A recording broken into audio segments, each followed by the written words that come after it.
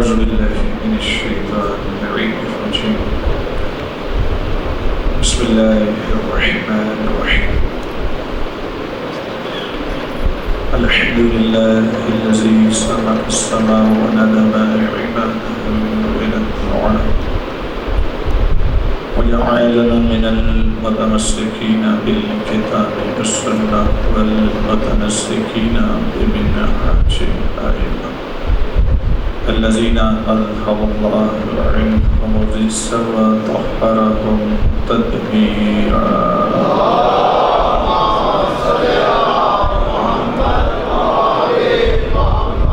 أما بعد بسم الله الرحمن الرحيم هو الذي بعث في الأميين رسولا منهم يتلو عليهم آياته ويزكيهم ويعلمهم الكتاب والحكمة. صلوات محمد.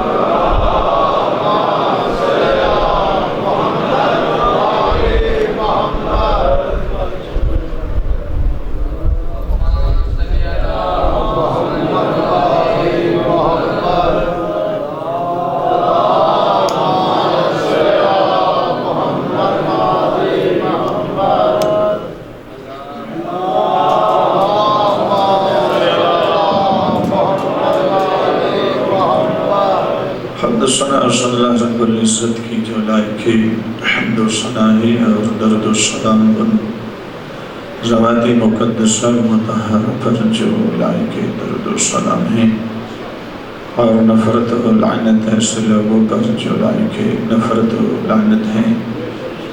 انتہائی خوبصورت ماحول اور خوبصورت گفتگو بزرگان سے میں بھی اور آپ بھی سماعت کر چکے ہیں، استفادہ کر چکے ہیں. ویسے میں اب کوئی گفتگو موضوع لے کے کی جائے تو مناسب بھی نہیں ہے چونکہ وقت کافی ہو چکا ہے، لیکن چونکہ اب حکم ہے تو چند منٹ کے لیے حاضری صرف ہو جائے.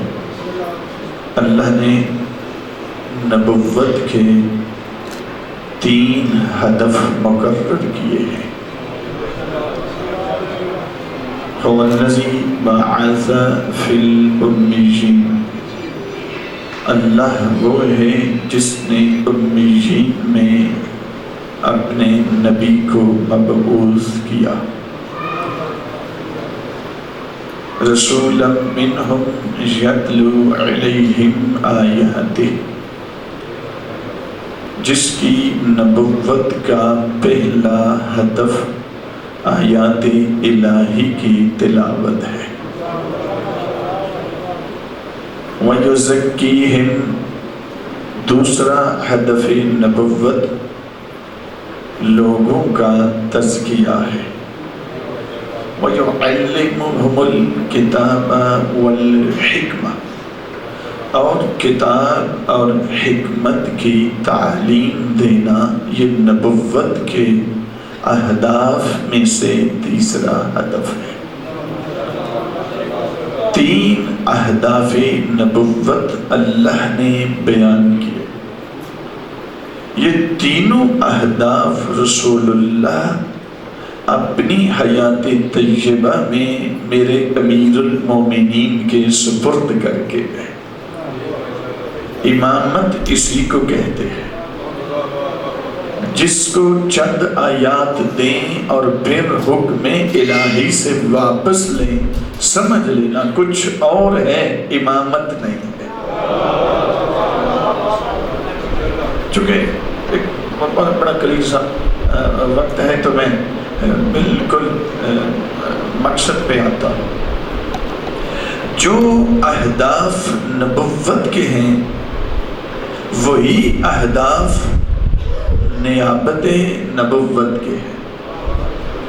ایسا ہو ہی نہیں سکتا کہ نبوت کے ہدف کچھ اور ہوں اور نائب وہ بن جائے جو اہداف اپنی مرضی سے طے کرے.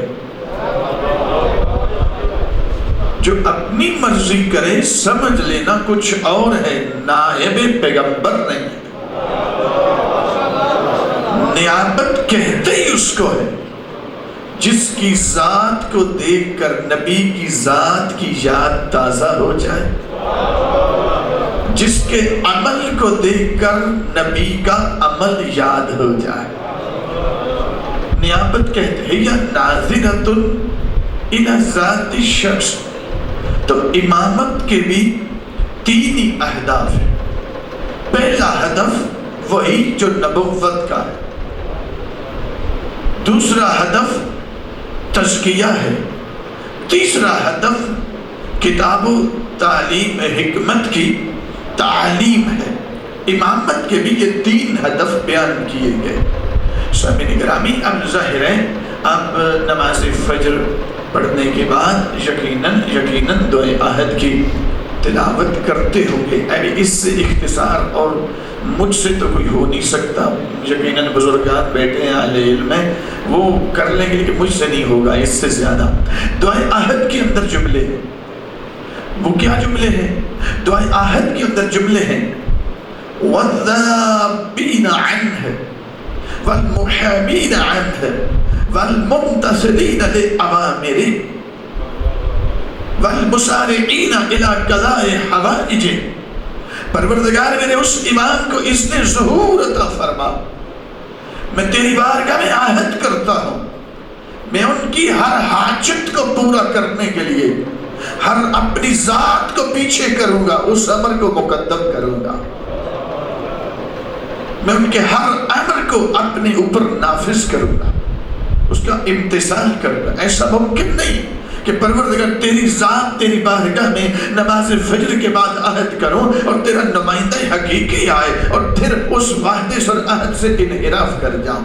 میرے سامعین گرامی، یہ اہداف نبوت اور اہداف امامت اگر ان میں کچھ شامل ہو جائے تو اسے ناصر امامت بھی کہتے ہیں، ناصر نبوت بھی کہتے ہیں۔ حضرت آیت اللہ مرعشی نجفی اعلی اللہ مقامہ، جب ان کو سرکاری ولی العصر کی بالمشافہ زیارت ہوئی تو امام ولی العصر عجل اللہ فرجہ الشریف نے 12 نصیحتیں وہاں پر مرعشی نجفی کو بیان فرمائی کہ مرعشی جب میرے شیعوں میں جاؤ تو میرے شیعوں کو جا کر میرا سلام کہنا، اور انہیں کہنا تمہارے وقت کے امام کی حسرت ہے کہ مولا کیا حسرت ہے؟ فرمایا انہیں کہنا کہ تمہارے وقت کے امام کی حسرت ہے کہ کاش میرا شیعہ اس قرآن کے ساتھ تمسک کامل کر لیتا۔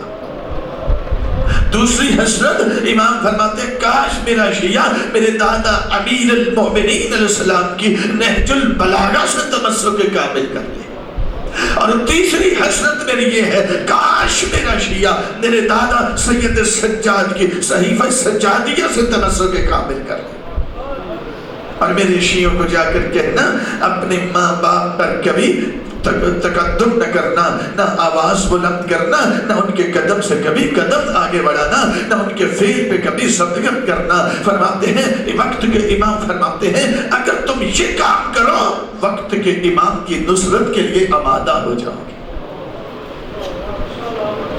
یہ مرکز جو بنا ہے یقین کریں کہ ایک ایسی جگہ ہے کہ جہاں پر یہ سارے اہداف یہاں بیٹھ کر پورے ہو سکتے ہیں۔ قرآن سے بھی تمسک ہو سکتا ہے، جب بزرگان سے ہم قرآن کو صحیح پڑھنا اور اس کو اپنے اوپر نافذ کرنا۔ تلاوت پڑھنے کا نام نہیں، احکام خدا کو اپنے اوپر نافذ کرنے کا نام ہے۔ نہج البلاغہ جانتے تھے وقت کے امام کہ ہمارے شیعوں پر یلغار ہوگی، فتنہ دجال آئے گا۔ آپ کو علم ہونا چاہیے کہ دجالی فتنہ عمل سے زیادہ مومن کے ایمان پہ حملہ، روایات کے اندر مومن کے ایمان پہ حملہ آور ہوتا ہے، اور آج جتنا مومنین کا ایمان خطرے سے دوچار ہے شاید اس سے پہلے وہ زمانے مختلف ادوار گزرے، مشکلات گزری۔ اس ایمان کا اگر تقابل زندگی میں سب سے قیمتی چیز سے کیا جائے تو اس کا تقابل پھر بھی اس کی قیمت اور اس کی ارزش زیادہ ہے۔ امام حسین علیہ السلام، روایت ہے کہ ایک مومن آیا سید الشہداء علیہ السلام کی بارگاہ میں اور آ کر کہا یہ ابن رسول اللہ، آپ کا ایک مومن ہے جو آپ کے دشمن کے ہاتھ میں ہے، وہ دشمن ناسبی ہے اور وہ آپ کے شیعہ کو قتل کرنا چاہتا ہے، شہید کرنا چاہتا ہے۔ اور عین اسی وقت ایک اور مومن ہے کہ جو دوسرے ناسبی دشمن کے ہاتھ میں ہے، وہ آپ کے شیعہ کا ایمان ظاہر کر رہا ہے۔ میرے پاس وقت اب اتنا صحیح ہے کہ اگر میں اس کی جان بچاؤں تو اس کا ایمان نہیں بچتا، اور اگر اس کا ایمان بچاؤں تو وہ شہید ہو جائے گا، اس کی جان نہیں۔ میرے لیے وظیفہ کیا ہے؟ ظاہراً سائل نے سوال کیا اپنے لیے، لیکن وقت کے امام حسین علیہ السلام نے جواب اس ایک کا مسئلہ حل نہیں، قیامت تک کے لیے ایک قانون کلی بتا دیا۔ فرمایا جو شہید ہو رہا ہے اسے ہو جانے دے، اسے ہو جانے دے۔ وہ شہید ہو کر شہادت کے درجے پہ فائز ہو کر باسعادت ہو کر میرے نانا کی بارگاہ میں حاضر ہوگا۔ جس کا ایمان ظاہر کیا جا رہا ہے اس کو محفوظ کر، اگر ایمان ظاہر کر بیٹا ہماری ولایت سے خارج ہو جائے گا، آج یہ کفر میں چلا جائے گا۔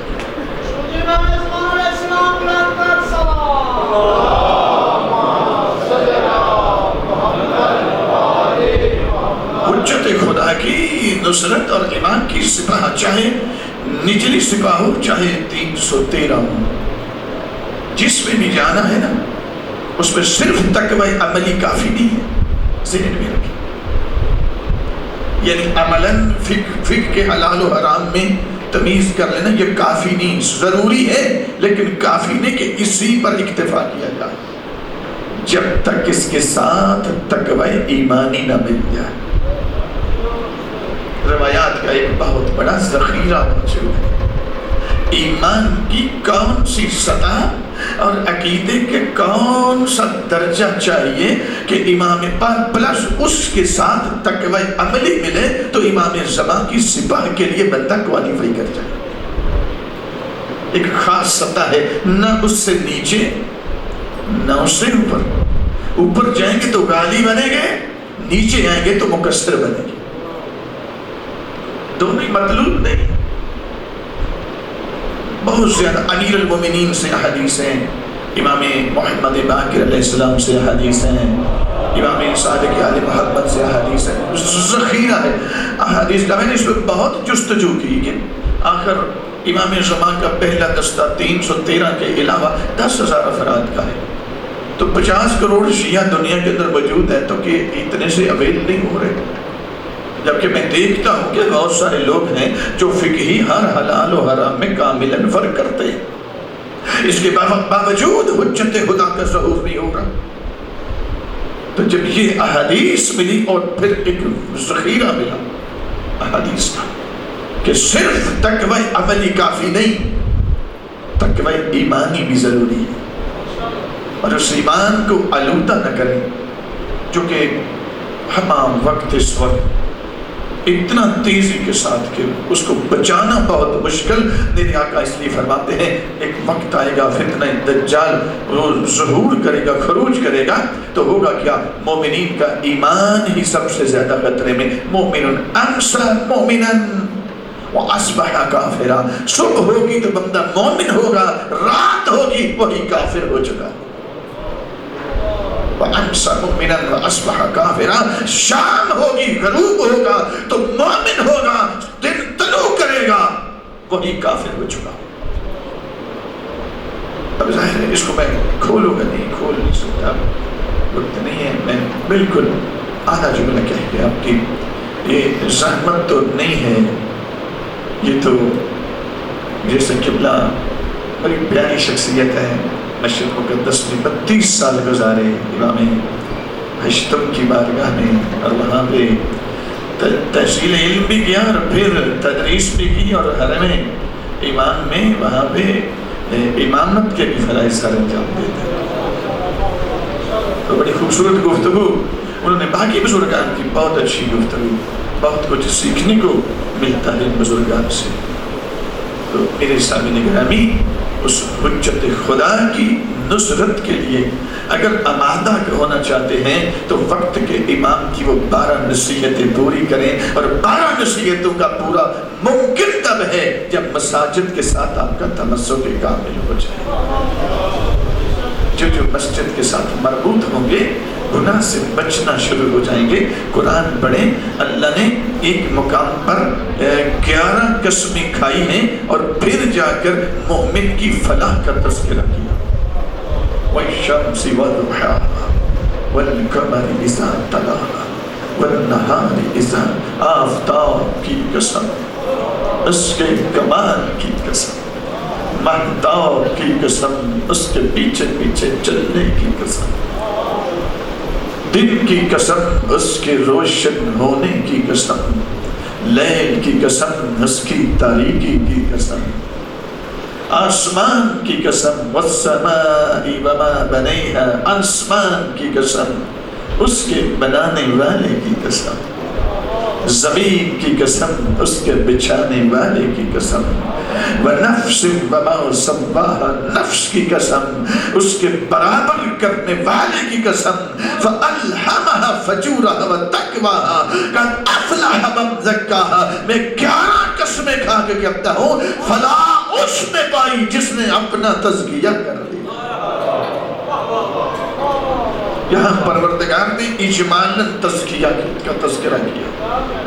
امیر المومنین جب 13 رجب کو کعبہ میں آئے تو میرے علی مولا نے اسی اجمال کی تفصیل بیان کی۔ رحل رسالت پر میرے علی مولا نے جو قرآن کی آیتیں پڑھی وہ مکمل، وہ بھی ابتدا یہیں سے فرماتے ہیں بسم اللہ الرحمن الرحیم، قد افلح المؤمنون الذین هم فی صلاتهم خاشعون والذین هم للزکاة فاعلون والذین هم لفروجهم حافظون الا على ازواجهم او ما ملكت ايمانهم فانهم غير ملومين فمن ابتغى وراء ذلك فاولئك هم العادون۔ ان آیات کو سمجھیں۔ سورہ مومنون علی مولا نے جو آتے ہی کعبہ میں رحل رسالت جو قرآن کا حصہ بنا، یہ سورہ مومنون کی پہلی 11 آیات جس میں اس اجمال کو کھول کر میرے علی مولا نے مومن فلاح پا گئے علی کہتے ہیں، اور قرآن پڑھ کے بتا رہے ہیں، نزول سے پہلے پڑھ کے بتا رہے ہیں۔ نازل ہوا 40 سال کے بعد، یہ بھی نبی کا ظاہری سن مبارک تھا 30 سال، علی پھر قرآن پڑھ رہے ہیں اور قرآن پڑھ کے بتا رہے ہیں دنیا والوں کبھی کسی ایسے کو ہم سے نہ ملانا جو نزول کے بعد رٹا لگا کے اس کی ایک ضرور کئی سالوں میں حفظ کرے، وہ اور ہوتا ہے۔ جو نزول سے پہلے پڑھے وہ ولی اللہ ہوتا ہے۔ فلاح پائے مومنون جو اپنی نمازیں نہیں پڑھتے، جو اپنی نمازوں میں خشوع بھی کرتے ہیں، خضوع بھی کرتے ہیں، جو اپنے تزکیہ کرتے ہیں، والذین هم للزکاة فاعلون، جو اپنی شرمگاہوں کی حفاظت کرتے ہیں، ہر حرام سے اجتناب کرتے ہیں۔ پروردگار ہمیں ایسا ہی بننے کی توفیق عطا فرمائے۔ چونکہ مسجد امام خمینی فرمایا کرتے تھے کہ ایک مورچہ ہے، سب سے اہم ترین اسلام کے دفاع کا مورچہ مسجد ہی ہوتا ہے۔ بہت پیاری شخصیت انشاءاللہ، جس طرح باجرہ گڑی میں بہت اچھا نظام چل رہا ہے، انشاءاللہ یہاں بھی قبلہ مولانا سید صفدر باس نقوی صاحب، اور انشاءاللہ یہ آپ دیکھیں گے کہ یہاں انشاءاللہ خواتین کا بھی تربیت کا سلسلہ ہوگا، اور چونکہ آغا صاحب کی جو اہلیہ ہیں خانم صاحبہ وہ بھی عالمہ ہیں، اور انشاءاللہ ایک بہترین آپ دیکھیں گے کہ ایک مرکز آباد ہوگا اور ایک سیالکوٹ میں ایک نمونے کی شکل اختیار کرے گا۔ ابھی ہم ان کے بہت ممنون و مشکور ہیں کہ 2 دن پہلے ہی ان کے والد محترم کا انتقال ہوا، تو میں نے اصرار کیا کہ نہیں اب چونکہ اطلاع دی جا چکی ہے تو آپ تشریف لے آئیں، تو ہم ان کے شکریہ ادا کرتے ہیں کہ وہ تشریف لائے۔ گوجرا فیصل آباد سے آپ کے علاقے سے تھوڑا سا آگے ہیں تو وہاں سے تشریف لائے ہیں، تو ہم ان کا بہت شکریہ. انشاءاللہ آپ ان بزرگان کی جو گزارشات ہیں ان پہ عمل پیرا ہوں گے، اس امید نہیں بلکہ یقین کے ساتھ کہ انشاءاللہ اس جگہ کو آباد کرنے میں یہ بن چکی ہے. میں سلام کرتا ہوں ان دونوں نوجوانوں کو، ملک اصغر جو ذاکر اہل بیت بھی ہیں اور ملک مرید صاحب کے، یعنی بیسک جو کام ہے وہ ان دو شخصیات نے کیا، بلکہ کیا انہوں نے. باقی تو ہم تو بس کبھی آئے دیکھ لیا، کبھی کوئی مشورہ دے لیا، اصل کام ان کا ہے. خدا ان کے رزق میں توفیقت خیر میں اضافہ فرمائے گا انشاءاللہ. یہ خدا کا وہ وعدہ ہے، ہم تمہارے عمل کو بھی محفوظ کرتے ہیں اور عمل کے چھوڑے ہوئے اثر کو بھی محفوظ کرتے ہیں. عمل تمہارا ہو گیا جب تک یہاں قرآن پڑھا جائے گا، جب تک نہج البلاغہ کا درس ہوتا رہے گا، صحیفہ سجادیہ کی تلاوت ہوتی رہے گی، یہ اس عمل کا اثر ہے. خدا کہتا ہے عمل بھی محفوظ ہوتا ہے، اثر بھی محفوظ ہوتا ہے. اور یقیناً یہ دنیا سے جانے کے بعد وہ نامہ اعمال کھلا رہے گا انشاءاللہ. خدا ہمیں توفیق دے، اور بالخصوص آپ سب کو کہ آپ یہاں پہ اپنے بچوں کو بھیجیں، اپنی بچیوں کو. یہ سلسلہ آپ سے شروع ہے، کوئی اس میں انقطاع انشاءاللہ نہیں آئے گا.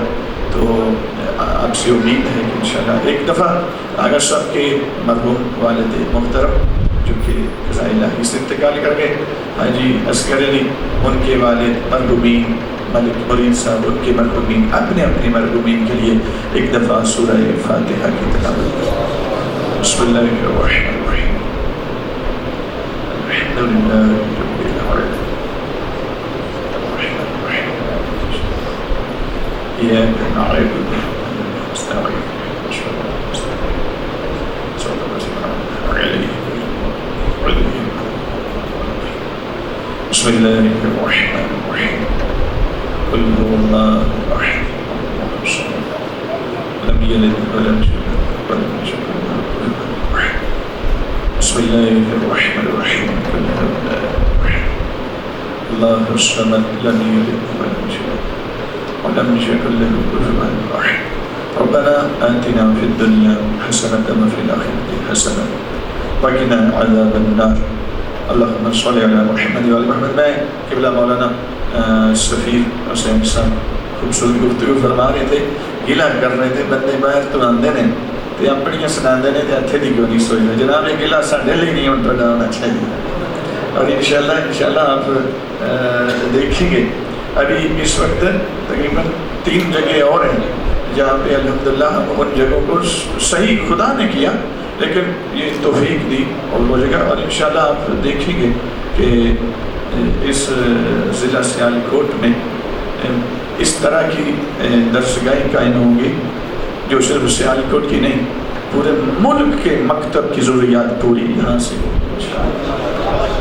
ہم کر رہے ہیں. ہمارے بڑے پیارے بھائی ہیں ملک مسلم صاحب، مسجد تو بنا لی، تو میرا اصرار ہے ان سے کہ مسجد کافی نہیں جب تک ایک جامعہ ساتھ نہ بنے. تو اعلان تو میرے سامنے تو کر چکے ہیں، اب انشاءاللہ میں پھر جاؤں گا تو پھر سب کے سامنے کروا لوں گا انشاءاللہ. بڑے پرخلوص مومن آپ سب ماشاءاللہ. انشاءاللہ یہاں بھی انشاءاللہ یہ بات ذہن میں رکھیں، یہ صرف بارگاہ اور مسجد نہیں بنے گی، یہاں انشاءاللہ مدرسہ بھی بنے گا انشاءاللہ. مکتب اہل بیت کے ہر قسم کی دفاع کی ضرورت یہاں سے پوری ہے. اور پروردگار اس سعی و محنت کو اپنی بارگاہ اقدس میں قبول و منظور فرمائے. آج نا دعا بارنا محمد و محمد کے واسطے یہ پرخلوص اہتمام. قبلہ کرکوالوی صاحب سے لے کر انہوں نے بنیاد رکھی ہے اس جگہ سے، اور بھی بہت مومنین نے اس جگہ پہ تعامل کیا ہے. سب کے لیے سلام کے ایک لیے دعا ہے. پروردگار عالم محمد و محمد کے واسطے اس پرخلوص اہتمام کو اپنی بارگاہ اقدس میں شرف قبولیت عطا فرمائے. جن بزرگان نے بالخصوص قبلہ فیض علی کرکوالوی صاحب ہمیشہ سے سیالکوٹ کے اندر بہت بڑی کنٹریبیوشن ہے. پروردگار ان کی توفیقات خیر میں اور جن مومنین نے یہاں پہ دامیں درہمیں سونے جس انداز میں کنٹریبیوٹ کیا حصہ ڈالا آل محمد کے صدقے میں پروردگار ان کی توفیقات خیر میں اضافہ فرما. معرفت محمد و آل محمد میں اور زیادہ اضافہ فرما. پروردگار جو بھی کوئی کمی کوتاہی رہ گئی آل محمد کے صدقے میں کریم کربلا کے صدقے میں اس سے درگزر فرما. بارنا مکتب اہل بیت سے ہمیں ہمارے بچوں کو ہماری نسلوں کو ہمارے بیٹوں ہماری بیٹیوں کو روشناس ہونے کی توفیق عطا فرما اور میں صحیح طور پر مکتب اہل بیت کو بیان کرنے کی اور بیان کر کے سمجھنے کی اور اس پر عمل پیرا ہونے کی توفیق عطا فرما. محمد و آل محمد کا واسطہ جتنے اس وقت اندرونی بیرونی دشمن ہیں تشیع کے ایمان پر حملہ بنے پروردگار ان ملائین کو نیست و نابود فرما. تشیع کی حفاظت فرما. مکتب اہل بیت کی حفاظت فرما. اور اس دجالی سفیانی دور کے اندر پروردگار ہم سب کے ایمان کو محفوظ فرما. دجالی سفیانی فتنوں کو نیست و نابود فرما. پاکستان کو استحکام عطا فرما. عزاداران مظلوم کربلا کی حفاظت فرما. تو یہ واسطہ جناب سیدہ کے زخمی پہلو کا، تو یہ واسطہ علیہ سلام اللہ علیہ کی پاک رضا کا، سرکاری ولی اللہ عصر کے ظہور میں تعجیل فرما. ہمیں سرکاری حجت کے اعوان و انصار میں شامل فرما. ہمارے امام کے کلمہ اطہر و مطہر کو ہم پہ راضی اور خوشنود فرما. مائنہ جناب سیدہ کا واسطہ بالخصوص ہمارے وہ گناہ جو ہمارے اور ہمارے امام کے درمیان حائل ہو چکے ہیں جناب زہرا کے صدقے میں ان گناہوں کو معاف فرما. اللہم صلی علی محمد و آل محمد وعجل فرجہم ولعن ادقہم. آخر پہ جس مومن نے یہاں پہ حصہ ڈالا بالخصوص حاجی اصغر صاحب ہیں، ملک مرید صاحب ہیں، بزرگان نے جس انداز میں ان کی توفیقات خیر کے لیے امام زمان کے قلب اطہر کو اپنے پر راضی اور خوشنود کرنے کے لیے، اپنی دعاؤں کی قبولیت کے لیے، اپنے امام کے تحفظ کے لیے مل کے باواز بلند صلوات